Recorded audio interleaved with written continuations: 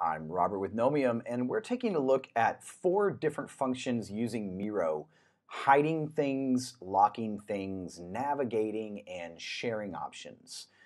Please note I am logged into my paid Miro account.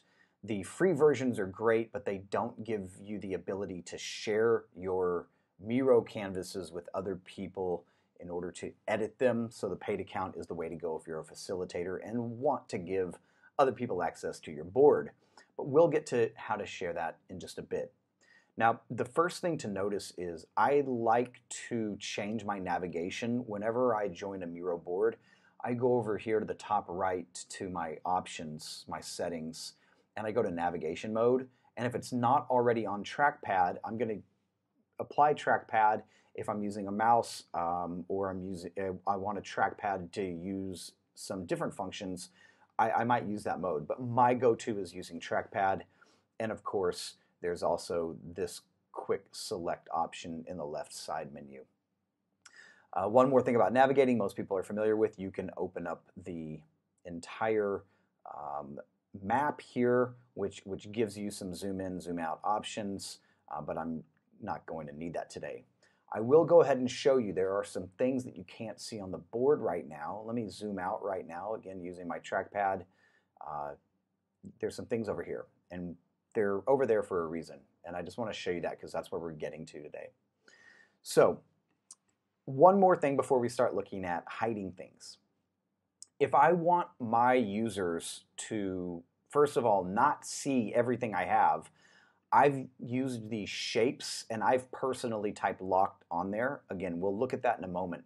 But let's say not only do I not want them to see this content because I wanted to cover it and lock it with a shape, but I may want my users to start at area 1. So when they log in, they only see this. If that's the case, what I can do is I'm using my trackpad. I'm going to right click and I'm going to set current view as start. And now whenever I send this link to my participants, what you see right now is exactly what they will see, obviously without my video circle there in the bottom left.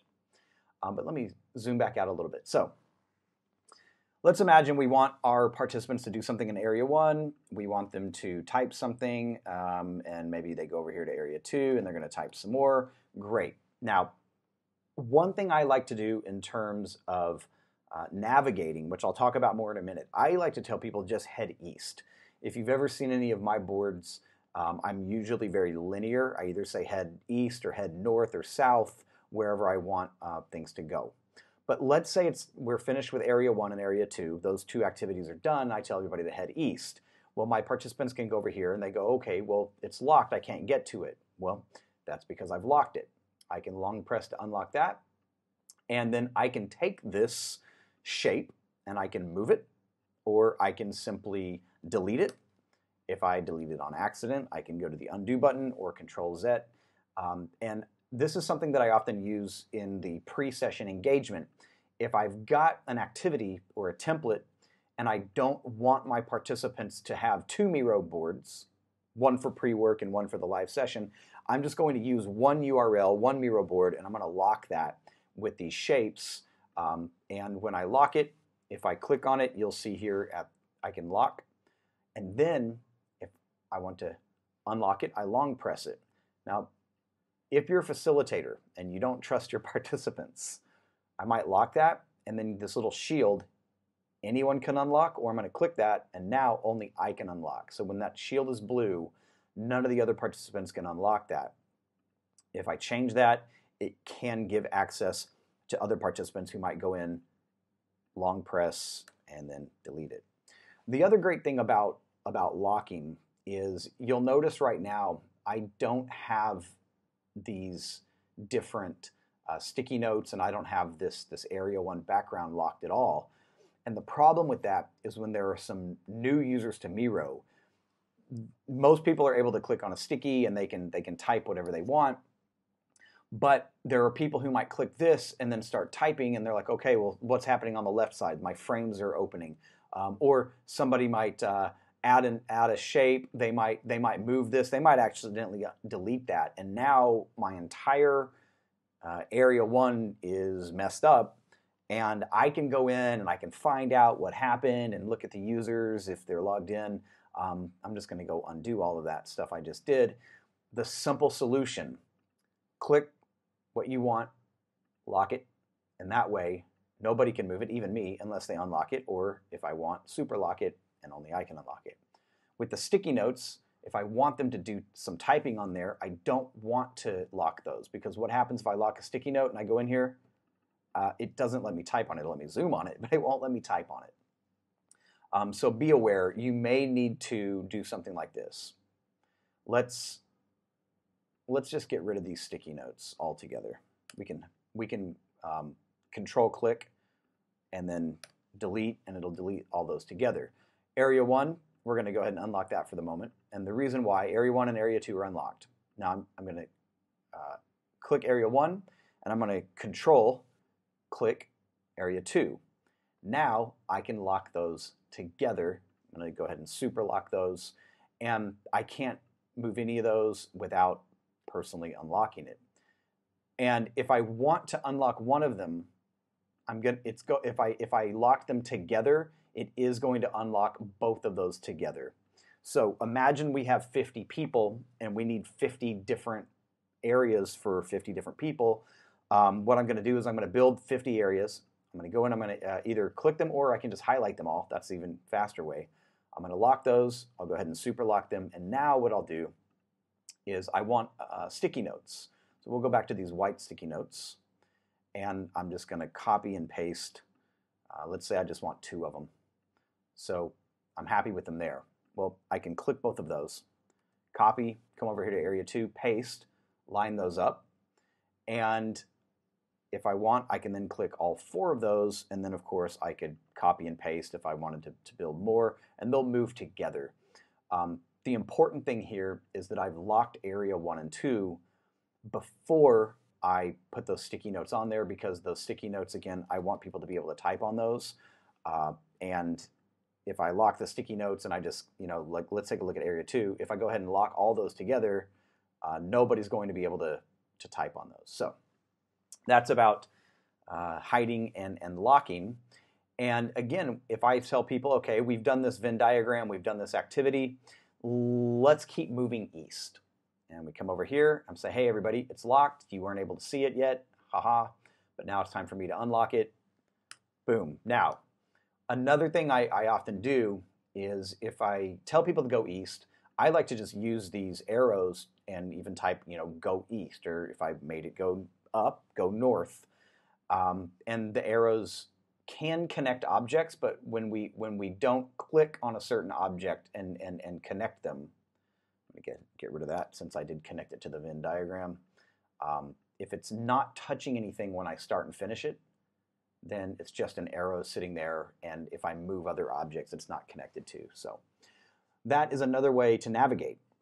Now, let's imagine that we do this activity with this mind map, and another way to navigate is by clicking a link that directs people to another part of the board. So let's watch what happens. I could tell people to go east. East, east, east, east, east. Wow, okay, finally. I had to go pretty far to go east. I've got this huge template built over here.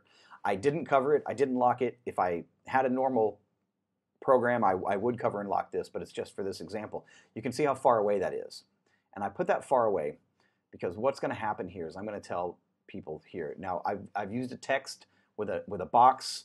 I could use an object or a sticky, which you'll see in a moment. But what I've done is I've gone to that template on the far right.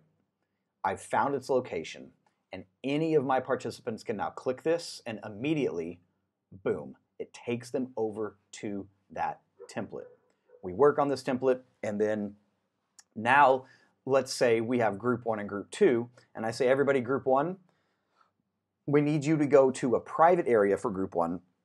Maybe you're in a breakout room, or you're just going to work together as group 1, and group 2 is going to work in their own area.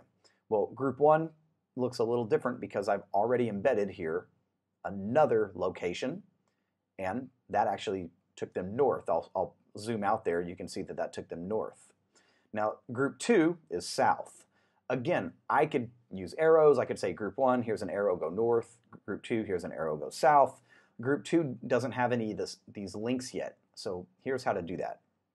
I'm going to go down here, and I'm going to click this. I'm going to highlight it, and then I'm going to double click, or in my case, I'm going to right click with my trackpad, copy link.